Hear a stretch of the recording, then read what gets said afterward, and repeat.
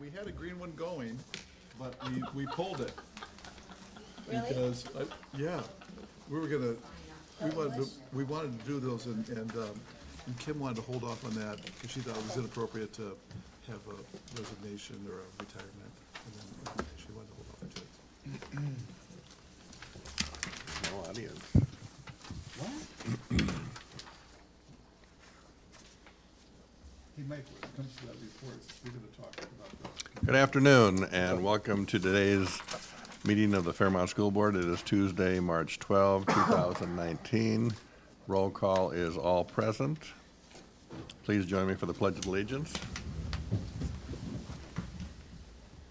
Allegiance to the flag of the United States of America and to the republic for which it stands, one nation under God, indivisible, with liberty and justice for all.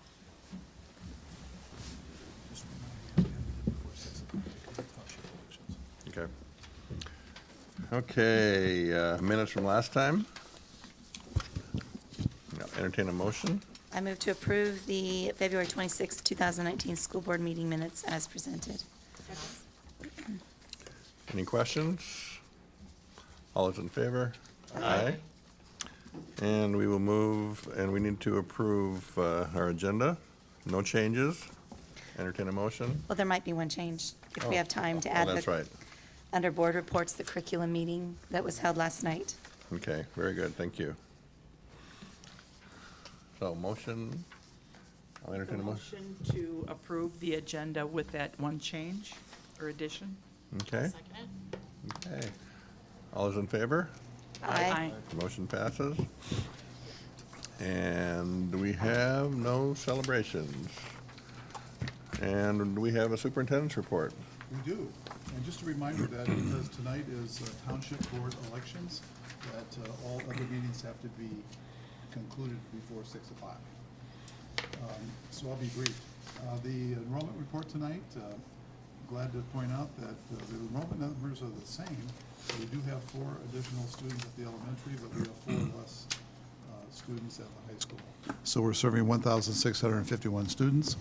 Just got a report today from Mary Cole. As you know, Mary Cole keeps a really good track of the number of credits that students are taking through the College in the Schools program. And first semester, our students took 211 college credits through Minnesota West, and it cost our district about $46,500. Students took 12 credits from Mankato State University, or Minnesota State University, Mankato. Second semester, however, the number of college credits increased quite a bit. Students have signed up to take 367 college credits. Oh, Did I say 367, right? that's what you Yeah, said. 367, for a cost of $78,000. Now, remember that one nice thing about students taking College in the Schools classes at our school is that it saves us a lot of money. Because if a student goes full-time post-secondary options, almost all the state aid goes for that institution. So anytime we can have college classes taught by our faculty, and I think we have one of our faculty members out in the audience tonight that teaches a college class, glad to have you both here, that saves us a lot of money, but more importantly, our students get really good top-quality teaching from our students. And then the last thing I want to brief the board on is that in the last 5 days, I've actually gone to the state capitol twice. On Wednesday, Lucas Denny, who's a senior student of ours, and Mr. Bodine and I went and we testified on 3 different bills at the House Education Committee. And all 3 of these bills are bills that would provide additional state funding for vocational classes taught at high school outside of the traditional school day for like our summer and Saturday welding classes. And it was very well received. And the 3 state representatives, they kind of represent the 3 state representatives right in a row across Interstate 90. Representative Bob Gunther had a bill. who's our state representative here in Fairmont. And Representative Peggy Bennett had a bill, and she's a representative from Freeborn County. And Jean Poppy, who's the state representative from Austin, had a bill. And so all three of those representatives testified with Bob and Lucas and I, and it was very well received, and they held those bills over, and hopefully they'll get into the omnibus bill of education. And then on Sunday night, I received a phone call from Senator Julie Rosen, our local state senator, asking whether or not I would come up tomorrow, or yesterday, I should say, at 3 o'clock to testify in front of the Senate Education Policy and Finance Committee. And she also had a separate bill. And her bill is actually very special, and it does exactly what we wanted to do. And we worked on tweaking it a little bit, and it also was voted on unanimously and held over. And hopefully that will make it onto the Senate version of the Omnibus Education Act. So it really helped having the Senate Finance Chairperson, Julie Rosen, be the lead sponsor of this bill. And for those of us that are not, let me just put it this way. Those of us in the region should be very proud of our local state legislators. I will tell you, walking down the hallways with Senator Rosen is like walking down with Moses. Everybody just kind of parts and says, "Hi, Senator, hi, Senator, hi, Senator, hi, Senator."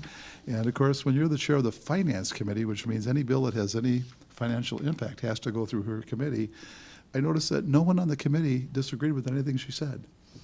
Just like being a school board president. Anyway, that was it. And then just an update on the principal applications. As we cut off the application process on Friday, and we now have 30 applicants for the high school co-principal. And we're in the process of actually reviewing those applicants.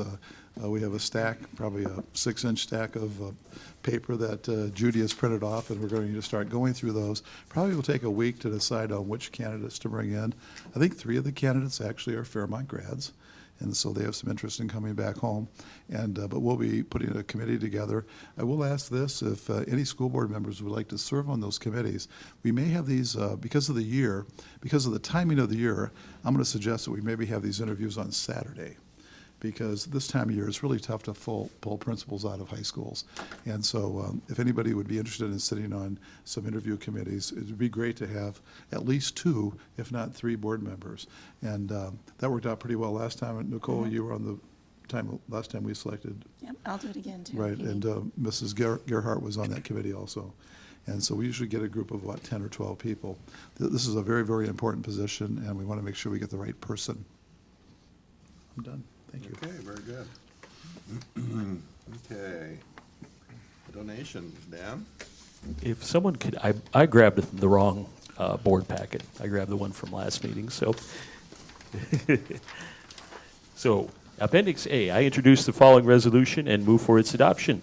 Whereas Fairmont Elementary received a $500 donation from 3M through Donors Choose to help fund the 3rd grade field trip to Washington Pavilion in Sioux Falls. Be it resolved by Fairmont Area School Board to gratefully accept the gift. Second. Any questions? Resolution? Yeah. Roll call vote. Mike? Aye. Dan? Aye. Chair votes aye. Nicole? Aye. Julie? Aye. Mari? Aye. Motion passes.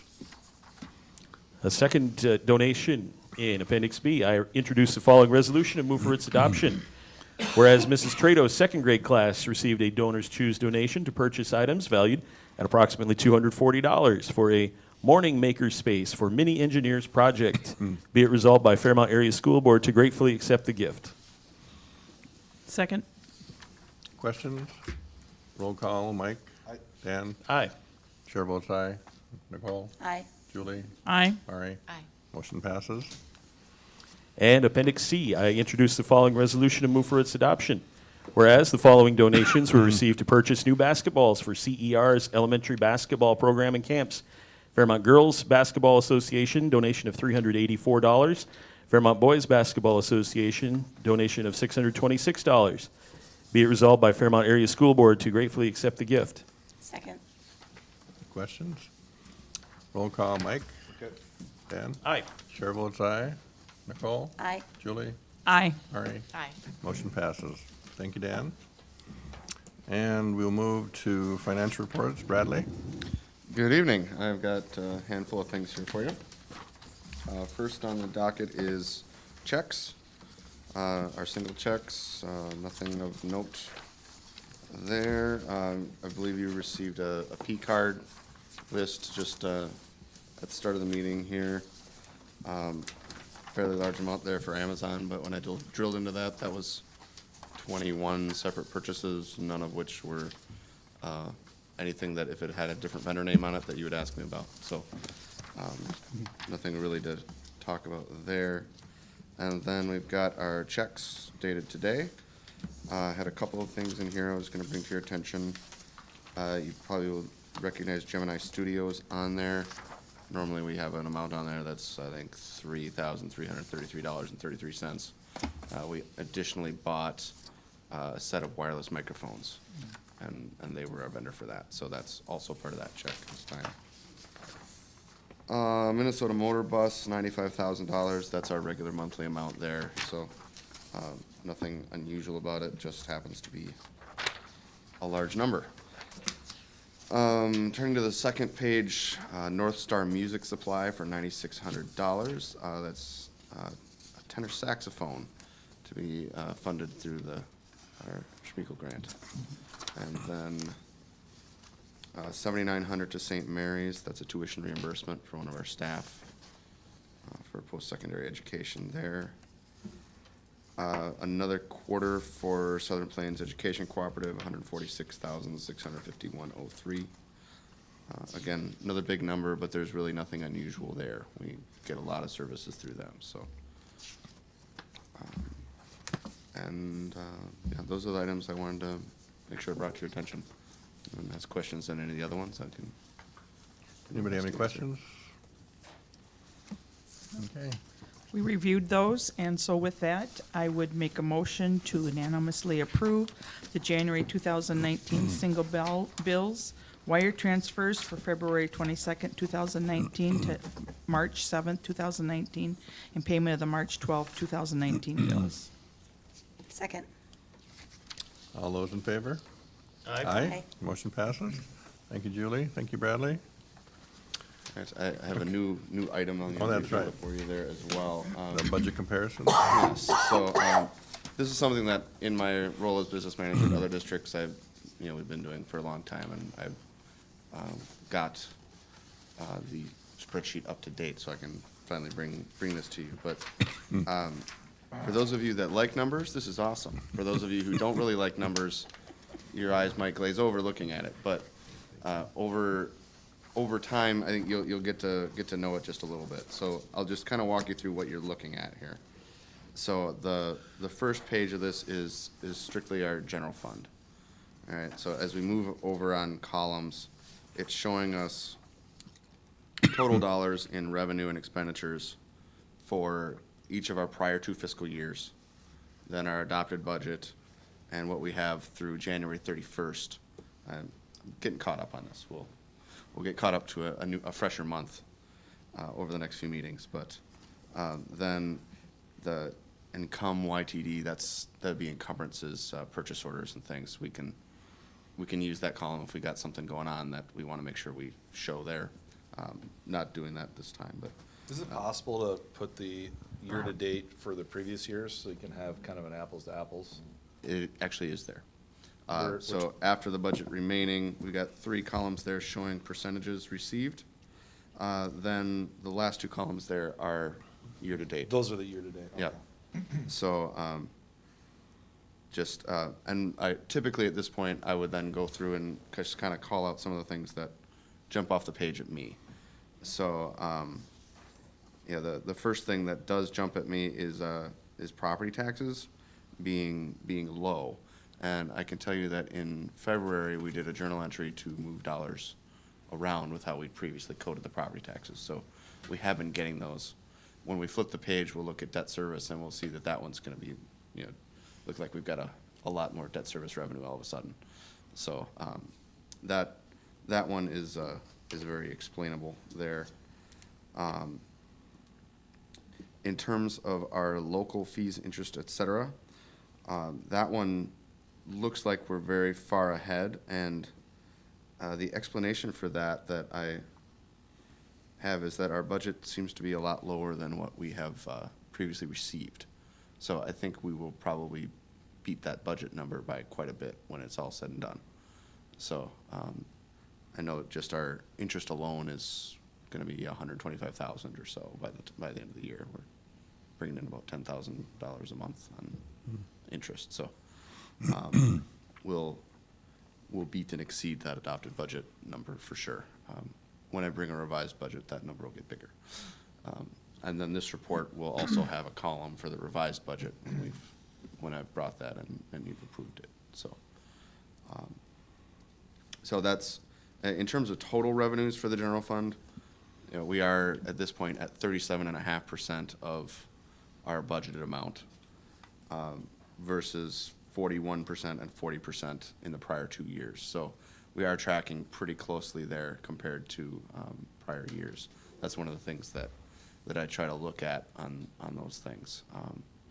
Our state aid is our biggest chunk of revenue, and that's metered over the course of the year. So if that seems out of whack, maybe something's changed, or maybe we're missing something, or maybe we've got a new revenue source, those kinds of things we'll talk about as we work through it. So I know we're on a tight timeline to get through everything, so I'll try not to blather on for too much longer. But the next two chunks there are expenditure numbers.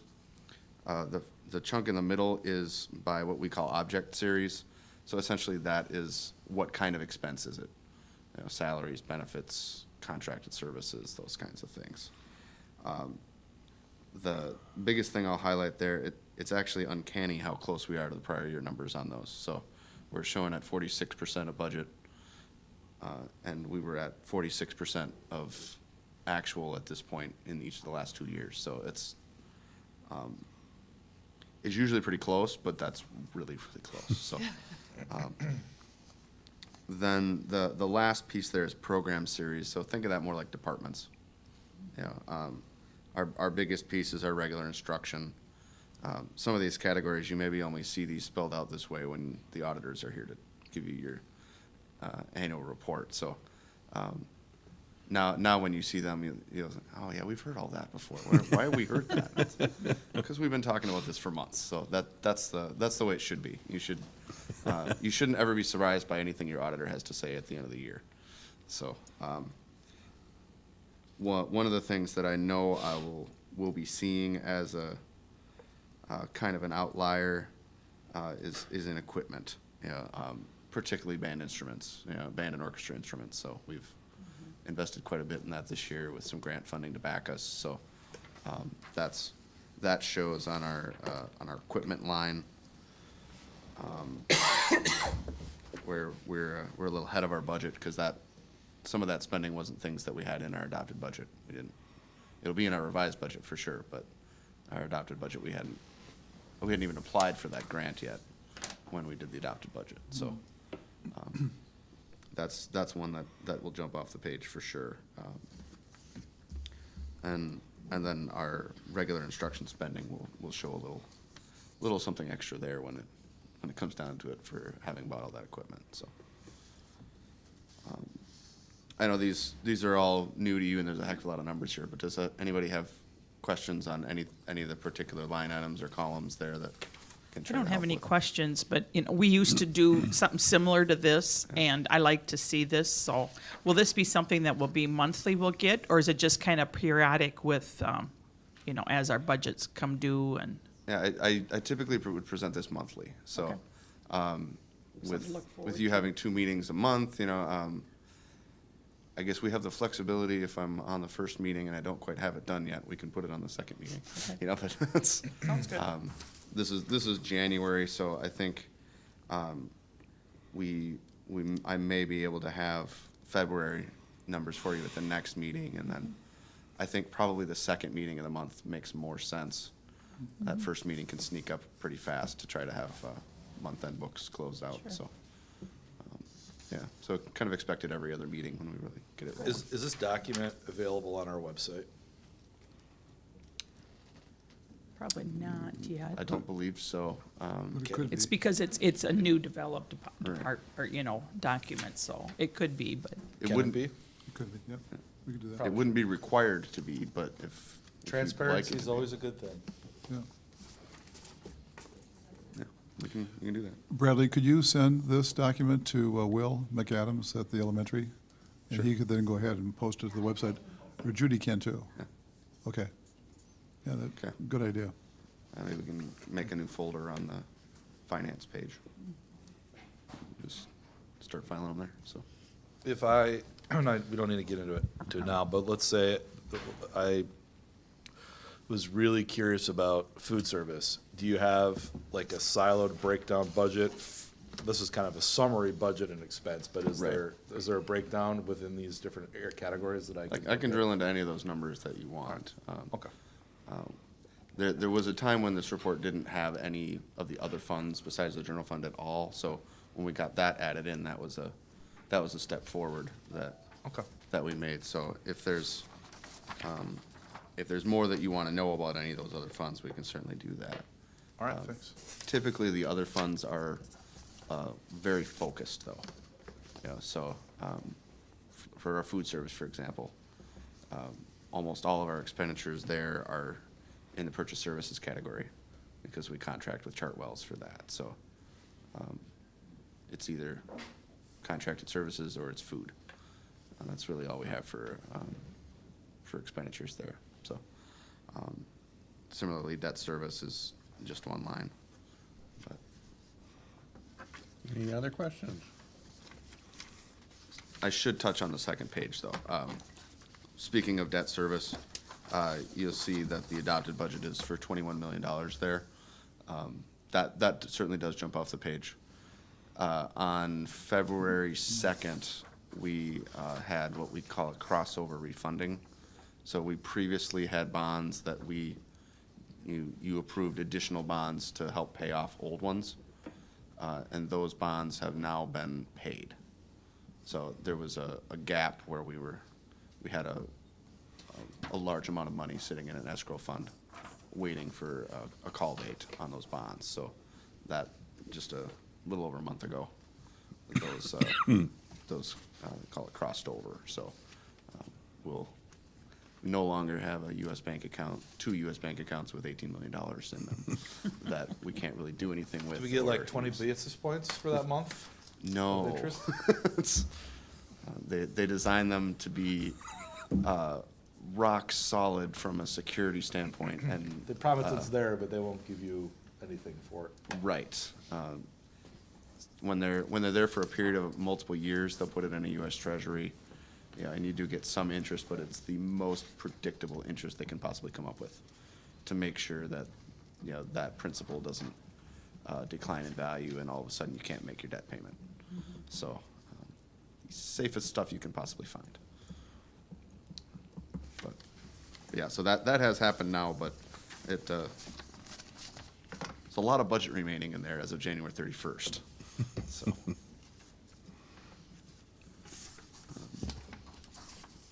Yeah, I'll leave it at that, and, you know, we'll certainly have further discussions at future meetings, and, you know, if any of you have individual questions as you're looking at it and digesting it a little bit, you know, feel free to shoot me an email or anything too, and we can talk about it, not in the middle of a meeting too, so.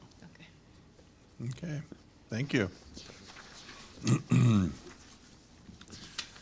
Okay, no old business, no new business, personnel. Nicole? Yes, if you'll recall, last week we passed having Andy Tradehouse serve as the E6 co-principal, and with that, he needs his co-principal, and that is Principal Rosen. And so I would move that we approve reassigning Michelle Rosen to serve as a co-principal for grades E through 6 for the 2019-2020 school year. Any questions? All those in favor? Aye. Motion passes. And the retirements, Julie? Yes.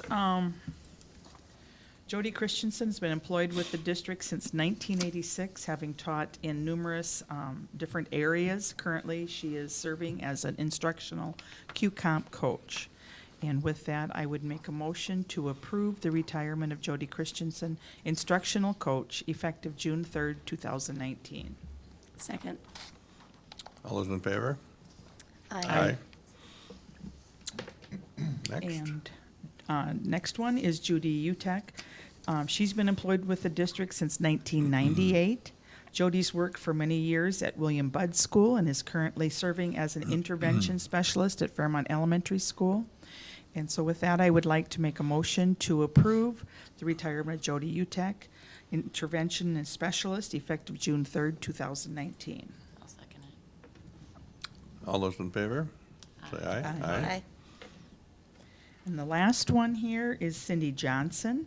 She has served as a high school English teacher for our district since 1997. So with that, I would approve the retirement of Cindy Johnson, English teacher, effective June 3rd, 2019. I'll second it. All those in favor? Aye. Aye. Okay, thank you. Resignation. I'd like to just mention that in the spring, we have a retirement tea for all those teachers and principals and staff that are retiring this year. And it is open to the public, and it will be announced in the paper. So if any of you would like to come and express your appreciation to those staff members who are retiring, many of whom have served our district for many years and have put a lot of heart into our students and our community and our families. If you'd like to come to that tea, watch for the announcement in the paper, and we'll also be announcing it at a future board meeting. Give the Okay. date. Oh, it's already known that it's April 24th So there you go. from 3:30 to 5, and it's in the William Budd Room at the elementary school. Mark your calendars now. Thank you. Mari, resignation. Yep. Joanna Long has tendered her resignation effective March 15th, 2019. This is Joanna's second year serving as a special education paraprofessional. I will make a motion to approve the resignation of Joanna Long, special education paraprofessional, effective March 15th, 2019. Second. All those in favor? Aye. Aye. Motion passes. So now we have coaches. We don't have anybody assigned to that. Dean Whoever usually can do does it. that. I'll do it. Mari? Yep. Okay, Mari The will list do of it. recommended coaches for the 2018-2019 spring athletic is enclosed with Appendix D. I'll make an motion to approve the employment of the coaches for the spring athletics 2018-2019 year. Second. And then I'd just like to take a minute to just show that we do have a few new people that have joined our new coaching. So it's really kind of interesting and fun to see. They're listed in red, so. And I think we have everybody filled, so that's wonderful. I just want to point out that three of those are teachers. Jasmine is a kindergarten teacher, Clausen. Josiah Passy is a new science teacher at the high school. And Camille Driscoll is an elementary teacher. Crystal Hansen, if you can recall, she was a tremendous trackster when she was in high school. And so it's going to be great that she's joining the junior high track team. Or not team, but the coaching. Yeah. Okay. Vote. All those in favor? Aye. Okay, medical leave. Nicole? Yes, Rochelle Franzen is currently on an unpaid medical leave of absence, and there's been a request for her to extend that through the 2019-2020 school year. And I move to approve extending Rochelle Franzen's medical leave through that time. I'll second it. All those in favor? Aye. Aye. Motion passes. And we come to board reports. Mike, CER activities? Sure. Last Wednesday, February 27th. February 27th, Yeah. recently, we had a meeting with the gentleman from the YMCA in Alberley and Worthington came over here to have some stakeholder meetings, and the first meeting was with the schools and lasted, hour and a half, 2 hours. With athletic director Mahoney was there, Ms. Dower was there from CER, and Joe was there. I was also there, as well as Paul Hoy from the city and some other members of the Community Center Action Committee.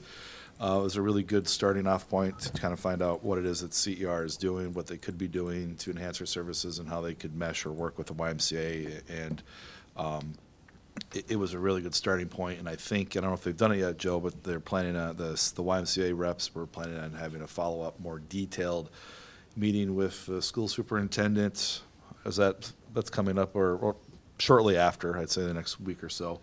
As the progress on the due diligence on whether or not a YMCA would work and be a good idea for this town proceeds. So it's pretty exciting stuff. And if you hear, there's a very good article in the Fairmont Sentinel a couple weeks ago that really kind of outlined where things are at. And this is a fact-finding process. The school's participating in that, and I ask folks to have patience as the process plays itself out. And the schools have been had a seat at the table trying to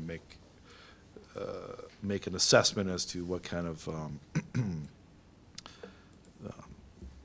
Participation. participation's the right word, I think, that might work out. So more to come on that. It was a very good meeting, and I thank Joe and the staff for taking the time out of their day to come. And Mike, that was on March 4th, and then on February 27th. Oh, is yeah, when, you met with I CER. jumped ahead. Yeah, so there were Yeah. multiple meetings. So prior to having the YMCA community meeting, which was in March, which was last week, I and Mari, and I think Julie, you were there at one point, had a kind of an introductory meeting with Ronnie and Matt Mahoney, and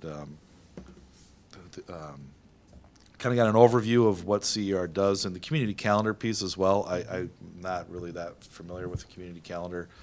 And so, and I got a nice little packet. I still have it on my desk that I kind of look at when I have time. That just kind of, it's kind of 10 miles wide and an inch deep sometimes, but it is so much stuff that is covered, and it's kind of a nice opportunity to get an understanding of what's out there and understand more about what's being used. I found it very informative. I mean, too much to cover in an hour meeting, but they put a nice packet together for us. As new board members, I don't want to speak for Mari, but, you're aware of it, but, it was very clear that there's a depth of knowledge and experience there that takes a while to kind of absorb and understand. So it was a good meeting. And that community calendar can be accessed through our school website. So if you don't know where else to look, go to the school's website, and it's there. And it covers not only activities in our school, but it covers activities, as the title states, throughout the whole community. For all ages. For all ages, yes. Yeah. Okay, thank you, Mike. So we had a board meeting with the student advisor group at the high school. We had one student attend. Well, and. But a good discussion. It was a very good meeting in defense that we had canceled school the day before, and I believe that they had, had other plans and didn't think we were meeting, so. So, Mari and Julie, do you have any recollections of? Just when I was leaving, you were starting to talk about the cell phone policy. That was a concern. but- Yeah, and I do have an update. Okay. I do have an update. So we've been having breakfast with the board for students throughout the year, and there's this recurring issue that comes to us from the students, the current cell phone policy, and students are unhappy with it, and the students have told us that oftentimes the teachers are unhappy with it, and we never were able to get a handle on exactly what the nature of the policy was and what it, what its origin was. So it's finally been uncovered through some discussion that there is a policy in the student handbook, which was approved by the board last Spring. and it allows the teachers discretion in management of cell phones in their class. And so if the teacher feels that the cell phone usage in class is disruptive, they can ask the students to just put their cell phones in a in a Pocket or in a cell phone pocket. The confusion arose because there's a teacher advisor group at the high school, and apparently they had come forth with a recommendation that they thought it might be helpful if there was consistency across the faculty, that everybody took the kids' phones. So it was never a requirement. It was a recommendation, but I think it was perceived as a firm expectation. So to set the record straight, the policy is stated that teachers have the discretion to monitor cell phone usage in their class as they see fit, and that is the official policy. So please pass that message throughout the faculty. Because as we heard the concerns from the students, I think we all agreed with their point of view that it should be monitored on a case-by-case basis, and the teacher managing their classroom is in the best position to make that determination. So it was good to get some closure to that some issue fact-finding. that we've heard from about all year. Okay, so, but it was a good discussion. The other one I thought that was interesting was the salt and pepper, that we were going to look into salt and pepper packets. That's true, yeah, it was a salt. And we have pepper, solved that. Oh, you have There solved are- that too? Well, there are now pepper packets available at the high school cafeteria. Okay, no salt. No But salt. no salt, because, I mean, even just an individual serving is too much? Watch my lips. No salt. Okay. But there are pepper packets. Okay, well, we're halfway. That could be the headline of tomorrow's paper. Just trying to help you out, Brooke. Okay, the MASA convention. Right, Joe. the Minnesota Association of School Administrators, we had our spring conference last Thursday and Friday. Sounds like it was misnamed. But anyway, that was up in the cities. And a couple of highlights of that conference. Number one, we always honor, there's over 300 districts in the state of Minnesota. 15 superintendents were given clocks because they were retiring. And I always ask the question, why do we give people that retire clocks? They don't need them then. This is when you need them. But they were nice clocks. Anyway, it was nice to honor the 15 superintendents that are retiring. One of the highlights of the conference was the new commissioner of education spoke, and boy, she did a great job. Very articulate, very upbeat. Never once did she mention testing. Never once. Never once. But she talked about teaching, and we talked about good relations, talked about the importance of schools. And she was really a bright spot. She spoke with no notes, and she was incredible. Wow. And I was very impressed. And then the last day of the conference, we had a speaker. Her last name is Safir, S-A-F-I-R. And during the break, before the keynote speaker, I was out in the hallway, and I was talking to Dr. Middlestad, our special ed director, and Evan Goff, who used to be at Blue Earth, and now he's at Goodhue. And I was talking to Allison Schmidt, the superintendent at Martin County West, and I said, geez, I wonder who the keynote speaker is today. I hope that person's, entertaining and educational. And this lady who's sitting 10 feet away from us looked up and said, I'm the keynote speaker. Great. I was just telling these folks how great it is that you're here. And I found out that she was from Oakland, California, and boy, she was terrific. But she has a book out talking about the importance of leaders that listen. And that was her entire, and I did buy a copy of the book, and I have it on my desk. Actually, I have it in my car. I was going to take it home tonight and start looking at it. And that was really delightful. Very positive conference. We had a lot of discussion about snow makeup days.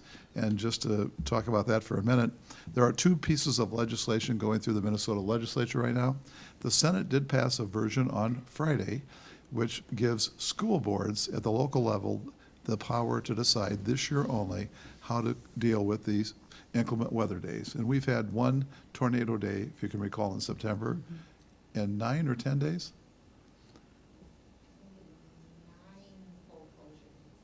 Okay, 9 full closures and some early outs and late starts. And, but the whole state is being hit hard. And so that's one Senate version. The House version is a little different. They would simply automatically statewide forgive the 3 extremely cold days we had in January, with the requirement that everybody who is employed by the district must be paid for those 3 days, even though they didn't work. And then some other language. And of course, you know, as Mark Twain said, there's 2 things you should never watch being made, sausage and law. We have to see how the House and Senate go together. That bill will be sent to conference committee. But they hope to have that passed within the next week or so people can make arrangements. Otherwise, the school year is going to be over. We do have in our school calendar, though, the first week in June is kind of set aside, just in case we did have to go extra days, that those are set aside, and we always tell faculty that those days are there. So in case you have to make up your days to fulfill your contract obligations, they're there. But a very positive meeting, and it's always nice to see my colleagues, and I'm becoming one of the older, most seasoned colleagues. There's a lot of, yes, I can't wait for my clock someday. Thank you, Okay, Joe. Yep.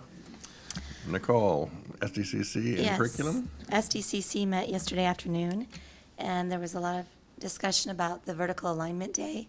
And the reports that were given were expressed how grateful they were to have those days, or that day, and that they hope to have more days in the future, that once a year is probably not enough. And a Vertical Alignment Day means that English meets, for example, everyone that teaches English language arts meets and talks about to make sure that they're all on track to making sure they teach everything. Math is the same way. And so they meet, 5th through 12 might meet together to talk about their curriculum and make sure that it's all lined up and everyone's on the same page for what is being taught and what needs to be taught. And also they talked about how they can somehow assess and ensure that when students are taught something in October, that come March or April, they still remember it and can still proficiently do the work for those subjects that, even though they were taught months before. And so they're working on that as well. And then following SDCC, we had a curriculum committee meeting. Joe was not there because he was up at the Capitol. However, Rufus, Mari, myself, and Principal Niss met, and there was some great discussion. It was a long meeting. We talked about some possible options for courses next year, some more college in the school classes, some more maybe even world language classes. We also talked about, I think it's an exciting option, some online courses offered through our school, through our teachers. If we have a class that is offered, say, accounting, that is offered 1 period a day, and it conflicts with band, a student who really wants to be in band but also wants to take accounting has to make a choice. But if we were to offer an accounting class online taught by one of our teachers, that student could then take that class and either complete the work during a study hall time or on their own. And I think it's a great idea. It really helps our students be able to study and learn what they want. Because we are a smaller school, we can't offer every elective every hour of the day. So this hopefully will help our students be able to explore areas that they're interested in. I always say junior high school is the time to really get out there, figure out what it is you like, because it's free to do it now. When you're in college, taking all these classes, trying to figure out what you like, it costs money. So I think it's a great idea that they have, and I hope that they continue to look into it. We also talked about there's an open house for the robotics team, and that is Thursday, March 21st from 6:30 to 7:30, and they extended a specific invitation to all school board members to be there, but anyone else that would like to be there and is interested in that, they're welcome to attend. Once again, that's in room S213 on the 21st of March from 6:30 to 7:30. And the state competition, they took 21st place out of 60 groups that were there. Right. so. And every year that they go, they learn something new that they need to work on. This year, they said they really need to work on, they were asked questions about advertising and marketing for their robotics projects, and they really hadn't explored that very much. And so that's something that they are looking into, needing to improve and work on for next year. And I think they told us they've got a Facebook page now about it, so they're starting. And it was a good meeting. We talked about schedules for next year, and just to put it right out there, there's not going to be a schedule change next year at the junior, senior high school. So all faculty, parents, students, if you've heard rumblings about a schedule change, that won't be happening for next year. There are exploratory committees to see if a schedule change would benefit our students and our staff, but none of those changes will take place for next year. Give us some time to work on it. Yes, yep. If we're going to make changes, we need to make sure that we're making them for the right reason and that they will be effective changes, or there's no reason to make a change. So, also, I just wanted to mention that the handbook committee is meeting, and we meet on this Wednesday morning. We have another meeting. I'm on that committee. So if any of you have suggestions, or you hear your children have comments about the handbook or the policies that we have in the district, they can contact me, the principals, Principal Nis and Principal Tradeout, or they can contact Tracy Lardy. And we will be meeting 2 more times. And then once we have finalized the handbook, we'll bring it to the board for approval in the spring. But we want to hear from people. We want to make sure that those policies that we have in place are effective and that they're meeting the needs of our students. And if they're not, we need to know. And if there's other ideas out there, we'd like to know those as well. So please contact us. Okay, thank you. Anything else, folks? I had a member of the community ask me a question, and I didn't know the answer, so I thought I would bring it up to you here just real quickly.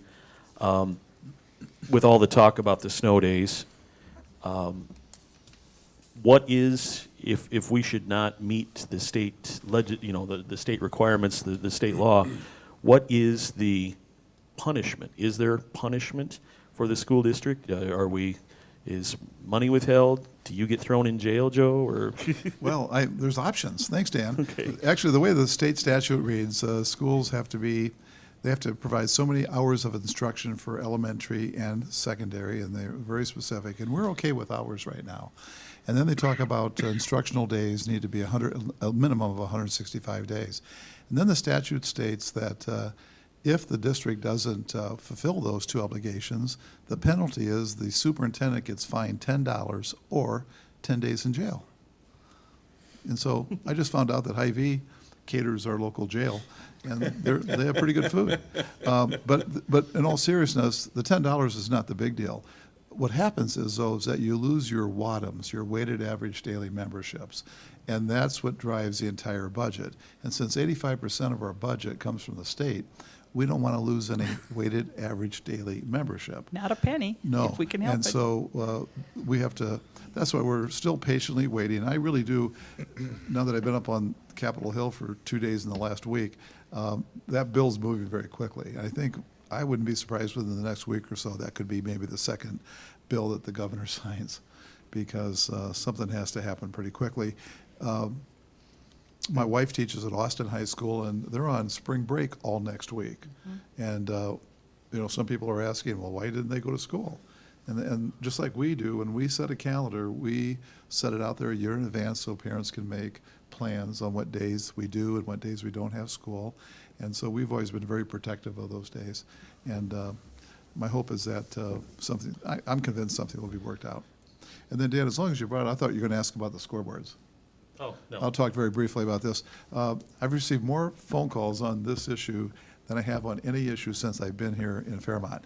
If you can recall, the Boys Basketball Association donated $11,000 to buy new scoreboards for the elementary main gym right across from my office. And those were installed a couple weeks ago. In fact, Julie, you went to a game, I think the first time night that they were. First night they used them. Yep.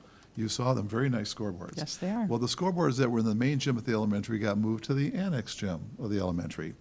And the scoreboards that were in the annex gym originally came from the Ceylon High School. And of course, Ceylon and Fairmont are one district now. And those scoreboards, I didn't realize how big scoreboards were until you put them on the ground, but they're big.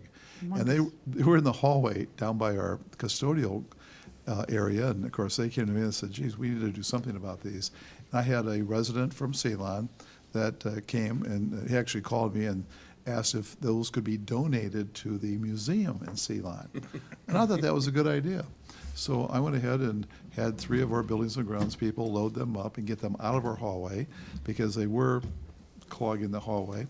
and they got shipped down to Ceylon. Well, then, within a day, I started getting multiple phone calls. In fact, Mike, if you can recall the meeting that you and I had at the SMEC building, I got called out because another person from Ceylon wanted to know about the scoreboards. So here's what we're going to do. And we did go ahead and review. Our school board does have policy 802, which talks about the disposition of obsolete equipment and material. And actually, it really talks about things that are worth more than $100,000, and these scoreboards, I'm sure, are not worth that. But because the new ones only cost $11,000.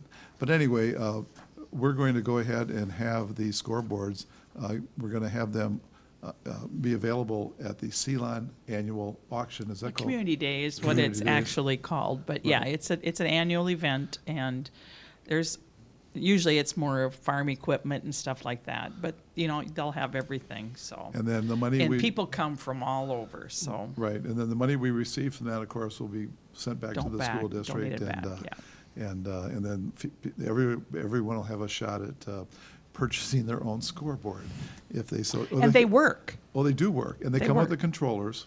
And I apologize to anybody from Ceylon. I thought I was doing the right thing by donating it to the museum, but apparently there's some other interest in that, and so we're going to honor the request of the residents of our district.